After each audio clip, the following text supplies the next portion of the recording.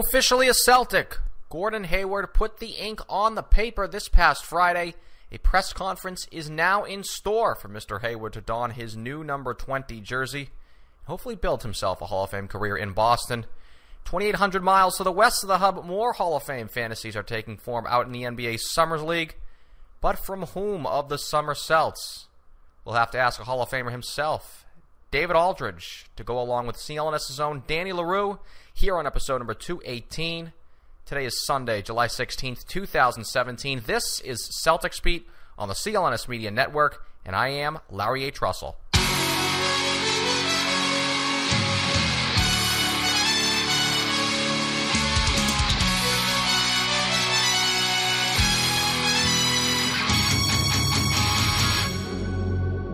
Well, the Celts offseason was certainly busy. I feel like I'm not even going to get to it all on this show. I mean, news continues to trickle out from former second-round picks being cut all the way down to the longtime strength and conditioning coach being replaced.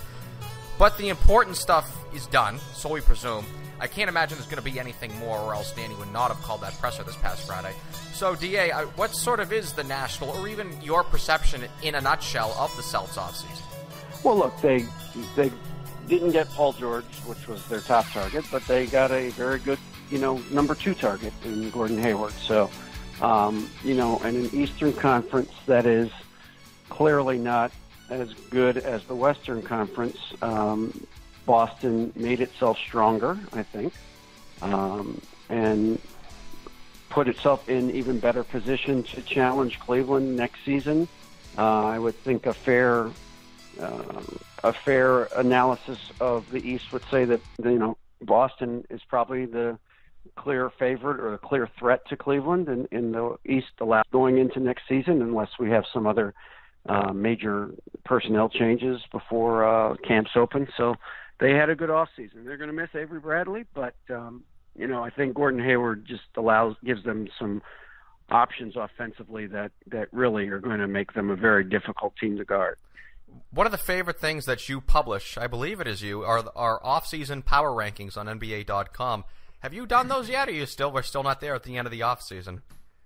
No, that usually winds up being done. I try to wait till after July, because you never know. There's sometimes or occasionally late deals in July, and I remember even a few years ago the Dwight Howard deal to the Lakers didn't happen until early August. So.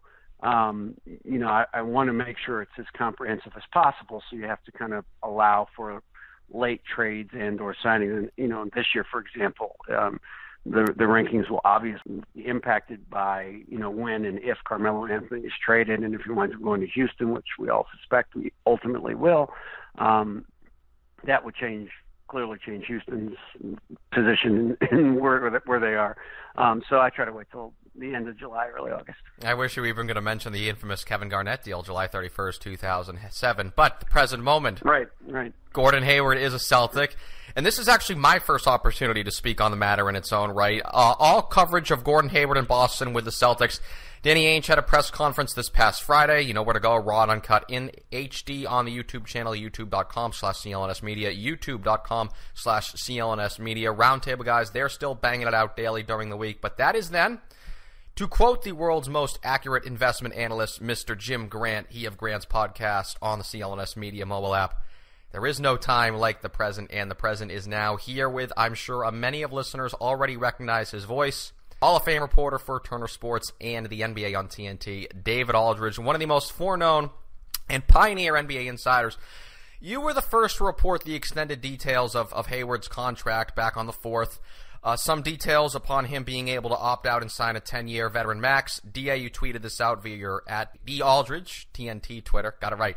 But for the immediate appetite of our listeners, feel free to utilize this space to reiterate what details you know of Hayward's deal with Boston at this present moment. Well, again, it's, 4 years. He has an option after the 3rd year. He can opt out. I suspect he will, because after 3 years, he'll be a 10-year veteran, and he'll be eligible for that 10-year max contract that, guys like LeBron James have gotten in the last few years. And I would imagine that Gordon will opt for that option. We'll take that option and get that huge contract that 10-year vets can get. He's, it's a fairly standard max contract for guys of his stature and guys of his talent level, and he's earned that. So, he'll play 3 years, I'm sure, play the first 3 years out, and then see what the landscape is, and I would imagine Boston at that point will pretty easily, agree to give him the 10-year max deal. Although I should say some guys are doing it in different ways now. They're going for the shorter deals, the 1+1 deals that allow them to kind of keep their own flexibility and wait for additional opportunities to cash in, and it also gives the team a little help. So I suppose that's possible. I can't predict what's going to happen 3 years from now. I want to have a little fun. The last time I was here on this broadcast was the eve of the Hayward signing, and listen, I always felt he'd be a Celtic all along.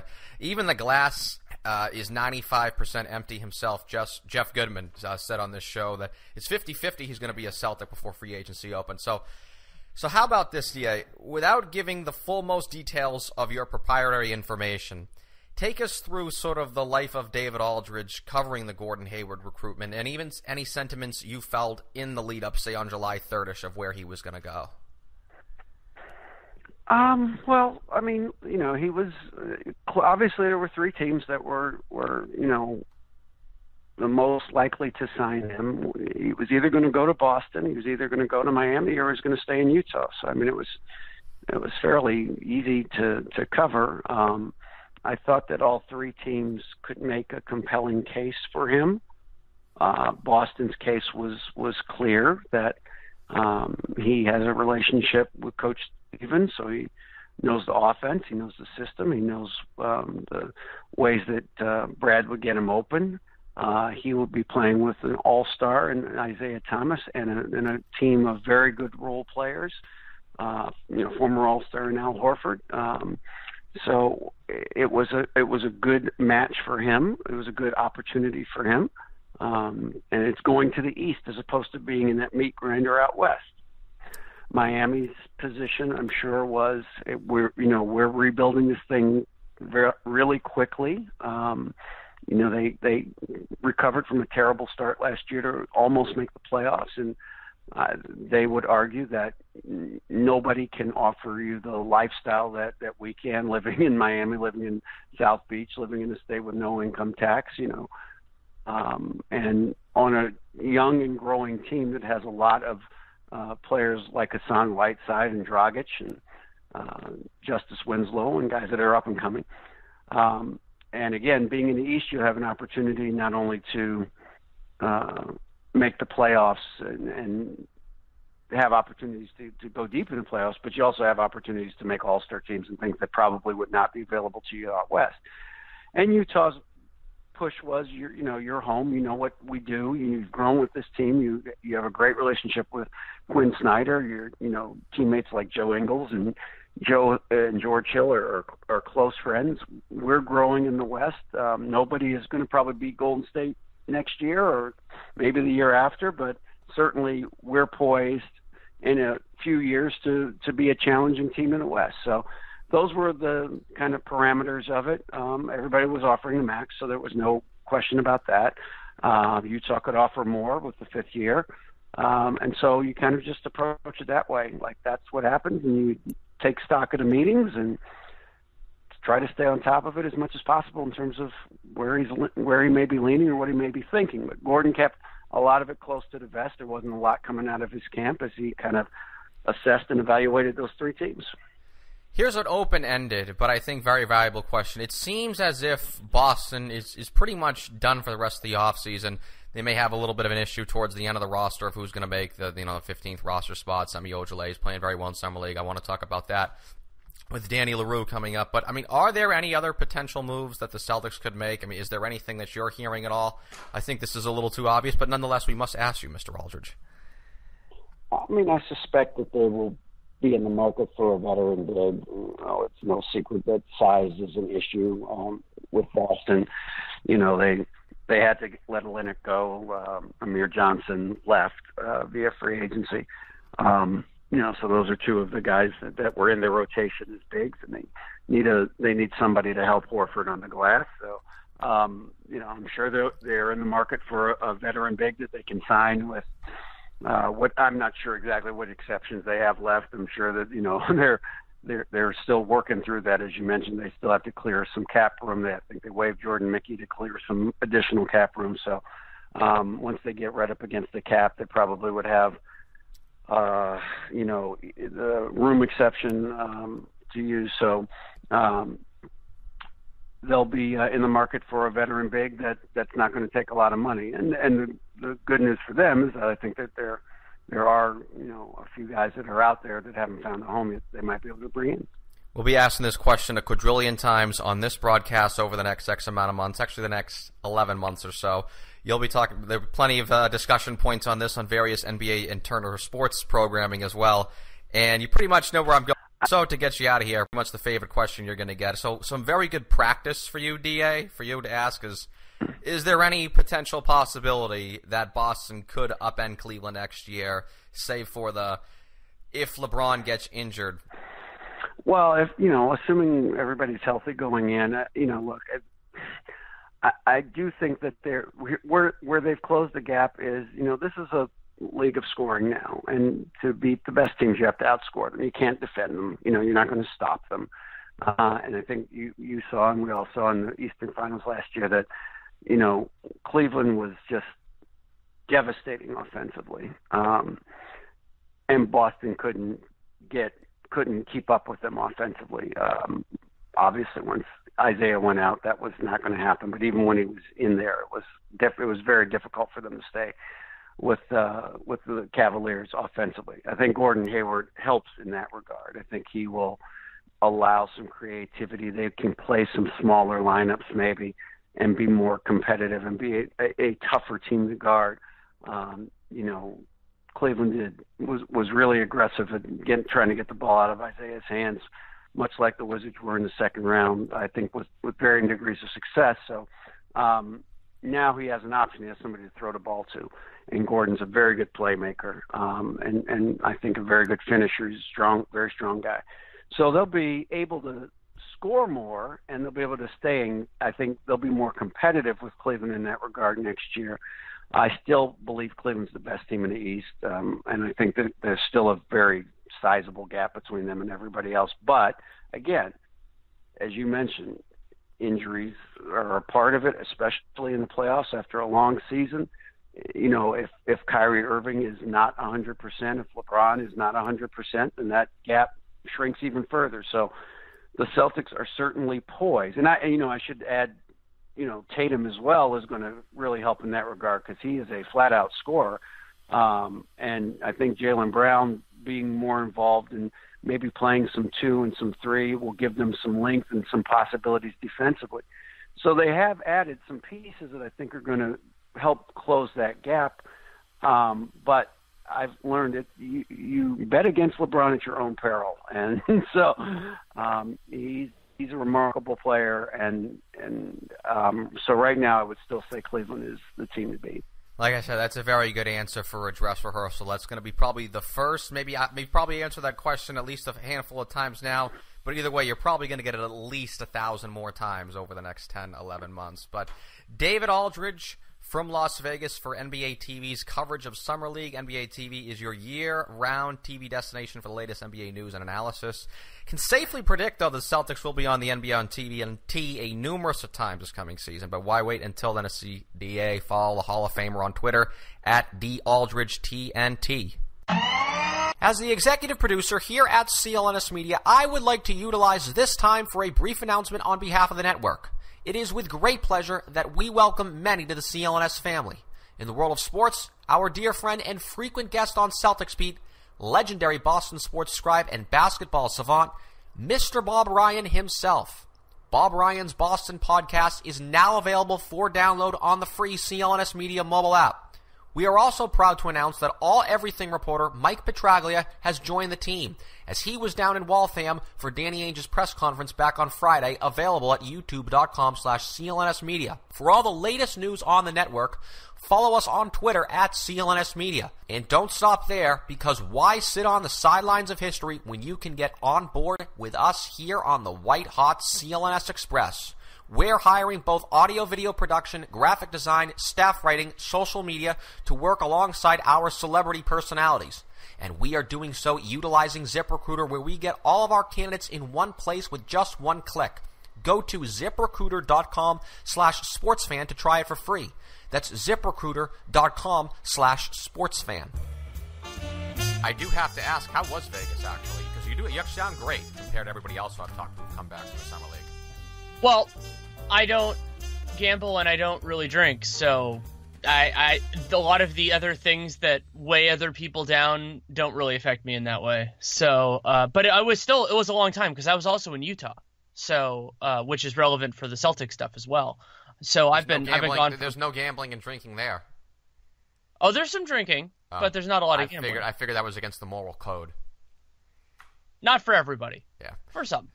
Listen, it's my first time back in a real long time. I was just on the line with DA, and I just couldn't believe. I could barely even touch upon the Celtics news. I do one golf tournament last weekend, and not only did I miss just the Hayward signing, which happened a few days after, a few hours after, for that matter, the last episode that I personally did, but all the Celtics news that I just almost can't even touch upon. Not just, the Bradley trade, Marcus Morris coming in. You're even going to have to help me with these names, dude. Of course. Aaron Baines, etc. You look at him, tough guy, veteran, white big that can rebound a bit. Because I never was ever really able to watch much of Detroit. Marcus Morris, tough guy, tenacious perimeter defender. Forgive me if I'm wrong with these standard cliches. He's like a strength more than length type of defender. Guards with attitude. You have like a Jaylen Brown for agility purposes. Maybe Marcus Morris, best case scenario is him of joining of what fans and PJ Tucker, could have been if he ever round up a cell. Am I right on that? I think PJ is a better defender just in terms of length and intention, but I think it's kind of along similar lines. It's not too far off. Here with Danny Leroux of Real GM Radio on the CLNS Media Network mobile app. Danny, thanks for joining us. Thanks. Freshly back from Vegas. We're going to talk a little bit about Vegas, because I haven't even touched upon really the Vegas Summer League this far into the episode, when I specifically have to. That is what has been going on pretty much currently, or at least most recently. We've spent so much on Gordon Hayward, of course. I just spent so much time with DA on Gordon Hayward, and really, never really talked about his fit in Boston. And, there's been plenty of discussions of his fit in Boston over these last, how long it's been since he signed now? About 12, 13 days since the news became official. I did read Zach Lowe's little snippet in terms of just this, in terms of being part of the flow offense. You watched you watched a ton of Utah Jazz games. You're, the Golden State Warriors, the team in which you follow the most of all the NBA teams. You certainly saw a lot of them. What do you sort of, roughly, I guess, a little synopsis in the mind of Danny Leroux, see Hayward's fit on the Celtics being like 5 months from now once we get these games rolling officially?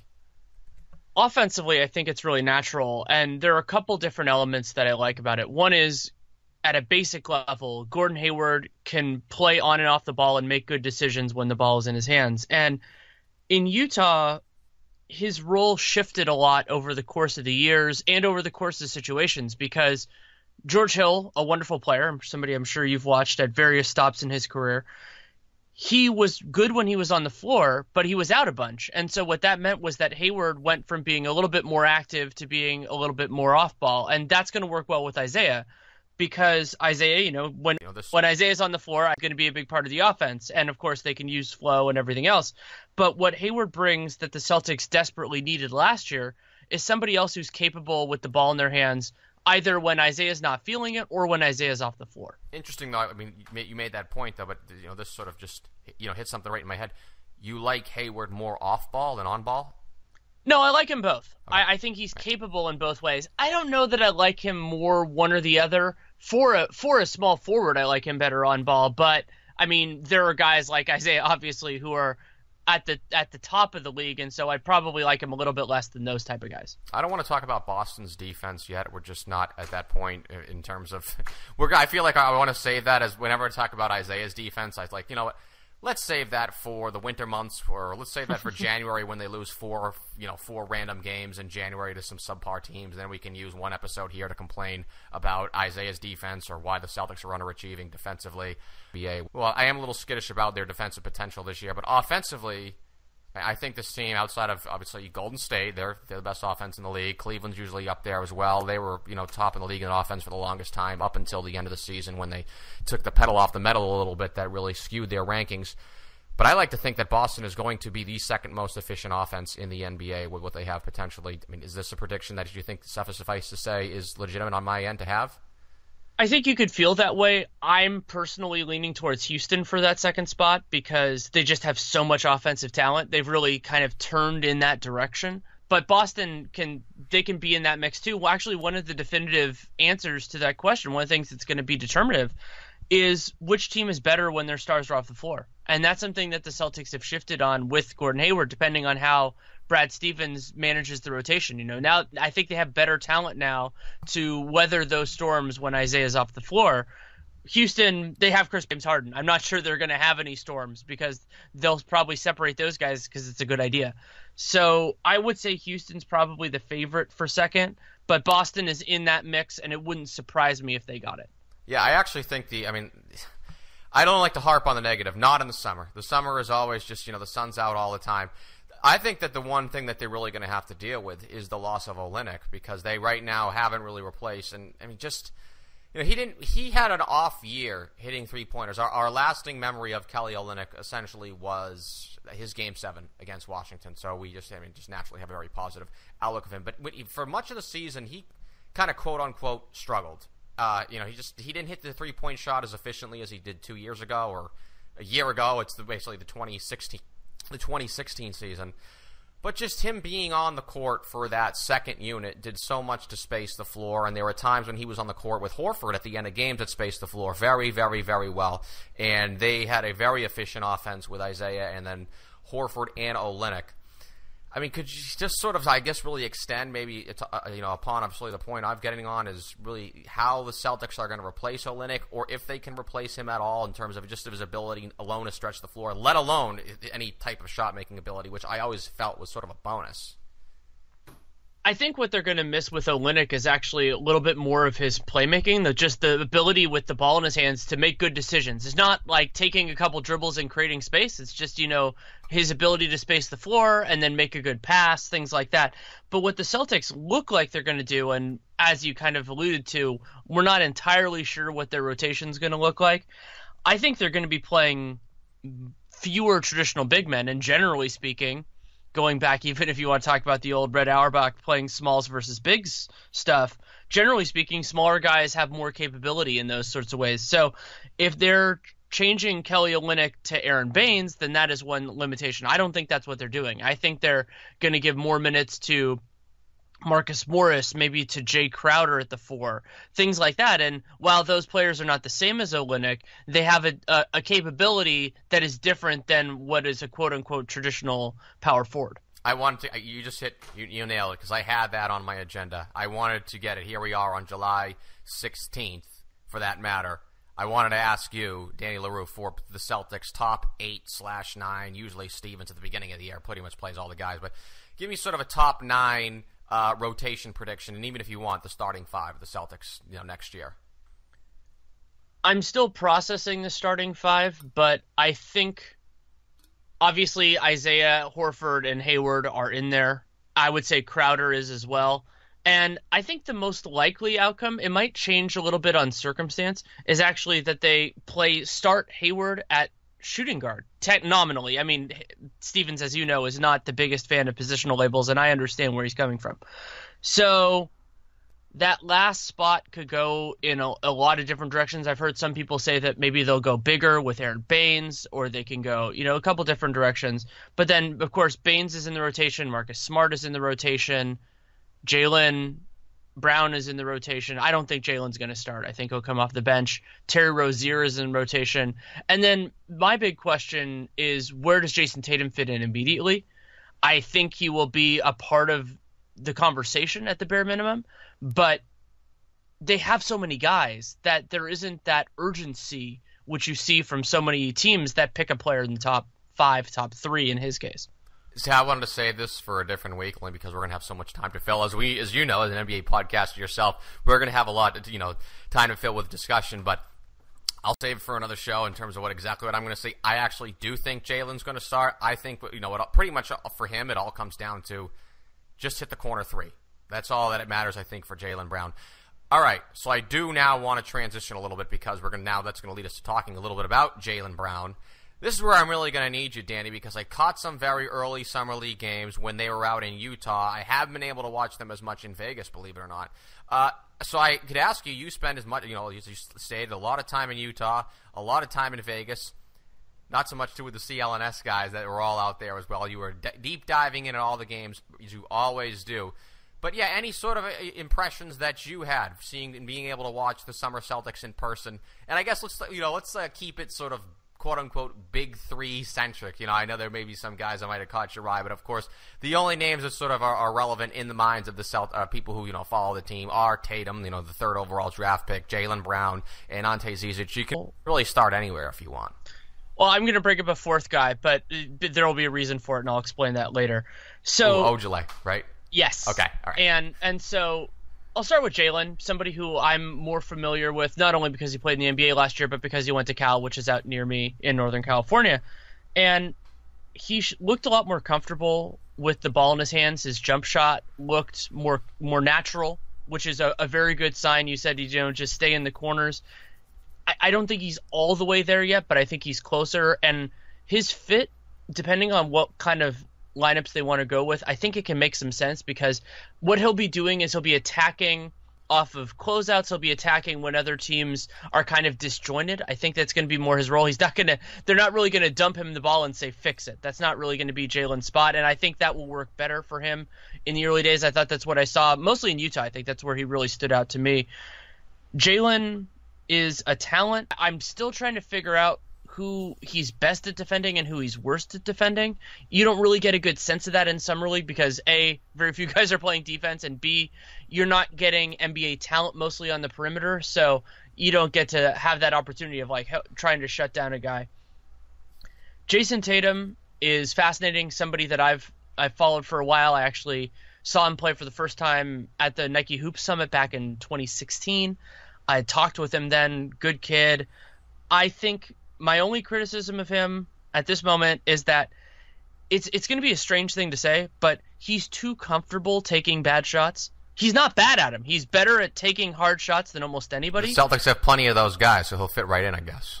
Right. So I think that when he can sand off those rough edges, once he realizes I don't need to take those shots, I can push harder, try to get into the lane, draw fouls more frequently than he does right now, that he will be a very good player. But I think that might take a year.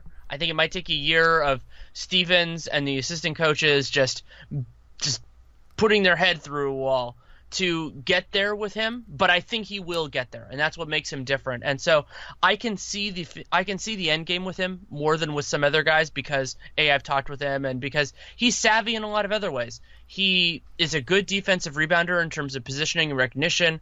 I like his passing for a guy who, he's not Teodosic, he's not Ricky Rubio or anything like that, but he can see things and he can get the ball to where it needs to be, which when you're a forward, that's really all you need. And then Zizic. I want to jump in though, because we know the hot take of Summer League came from one of our favorite guests on the show, was Jeff Goodman. Right out of the gate, he made a statement in Summer League out in Utah, and Goodman's been riding him anyway. He called him the most impressive guy in Summer League. Is that a statement that you back up? No, it is not. I don't think he was. To me, I liked Dennis Smith better. I liked what I saw from Tatum at a couple moments in Utah. Or sorry, Markelle Fultz in Utah.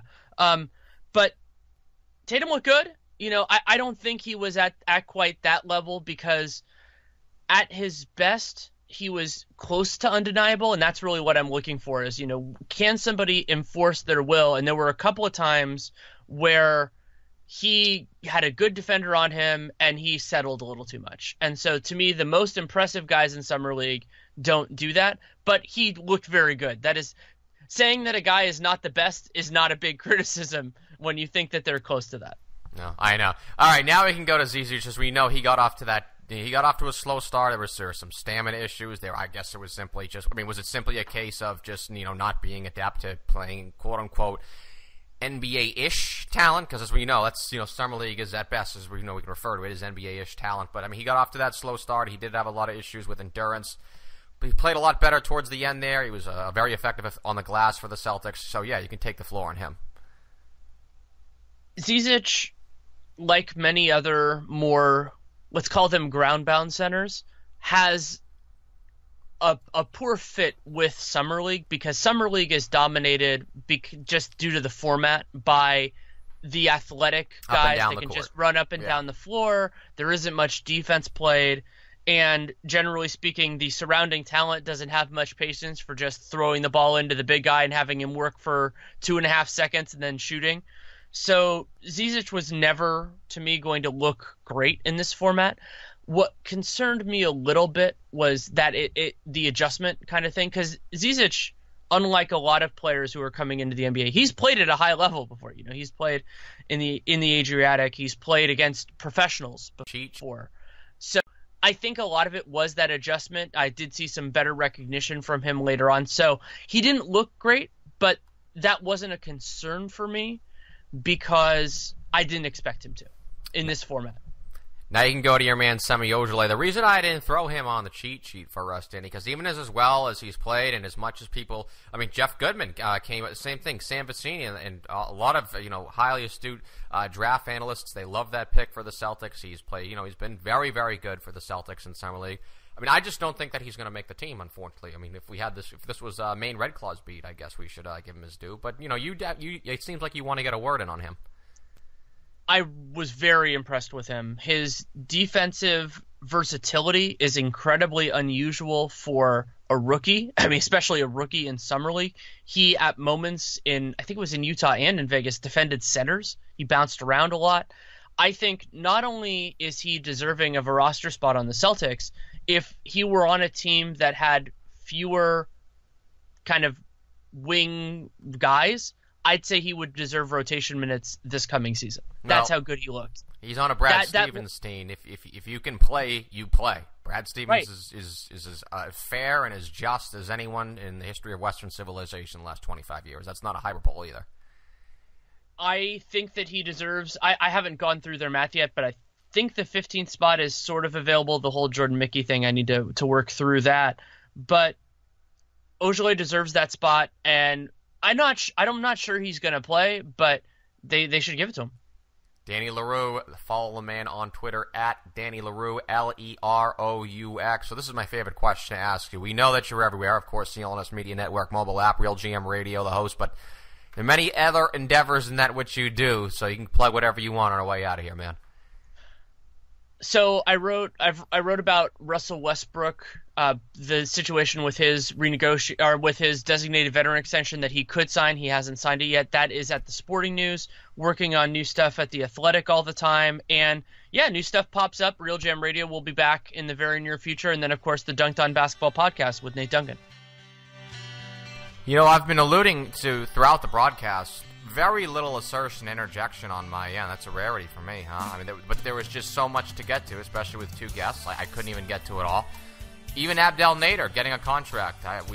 Danny and I briefly discussed the final roster spot with Semi Ojeleye. We never even brought up his name, and he just signing that 4-year partially guaranteed deal.